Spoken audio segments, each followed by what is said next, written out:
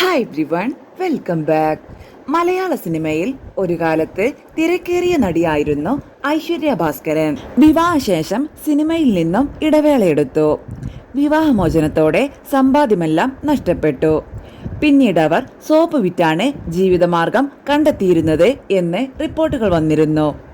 ഇപ്പോൾ പുതിയ ഇന്റർവ്യൂവിൽ ആർത്തവ വിരാമ കാലഘട്ടത്തിൽ താൻ കടന്നുപോയ ശാരീരിക മാനസിക ബുദ്ധിമുട്ടുകളെക്കുറിച്ച് തുറന്നു പറഞ്ഞത് ഇപ്പോൾ വൈറലായിക്കൊണ്ടിരിക്കുകയാണ്. അവരുടെ വാക്കുകൾ ഇങ്ങനെ: ഞാനിപ്പോൾ ആർത്തവ വിരാമ കാലഘട്ടത്തിലാണ്. പലപ്പോഴും അതിശക്തമായ ബ്ലീഡിങ് ഉണ്ടായിട്ടുണ്ട്. ഏറ്റവും വലിയ ബുദ്ധിമുട്ട് ഹോട്ട് ഫ്ലാഷുകളായിരുന്നു പോലും. ശരീരം പെട്ടെന്ന് ചൂടാവുകയും വിയർക്കുകയും ചെയ്യും. എന്നാൽ വേദനയോ മറ്റു കാര്യങ്ങളോ ഉണ്ടാവില്ല. പീരീഡ്സ് ക്രമരഹിതമായി.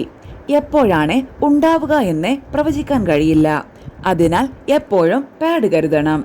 ശാരീരിക വേദനയേക്കാൾ തളർത്തിയത് മൂഡ് സ്വിങ്സ് ആയിരുന്നു. പെട്ടെന്ന് ദേഷ്യം വരും, തൊട്ടു പിന്നാലെ സങ്കടവും വരും. ഈ സമയത്താണ് യോഗയും മെഡിറ്റേഷനും ചെയ്യാൻ തുടങ്ങിയത്. കിടക്കയിൽ പോലും രക്തമാകുന്ന അവസ്ഥ. ഗർഭപാത്രം എടുത്ത് പുറത്തേക്കെറിഞ്ഞാലോ എന്നിവരെ ചിന്തിച്ചിട്ടുണ്ട്. സദ്ഗുരുവിന്റെ യോഗ ക്ലാസുകളാണ് നരകതുല്യമായ ആ ജീവിതത്തിൽ നിന്ന് എന്നെ കരകയറ്റിയത്. ഇപ്പോൾ ശരീരം എന്റെ നിയന്ത്രണത്തിൽ തന്നെയായി.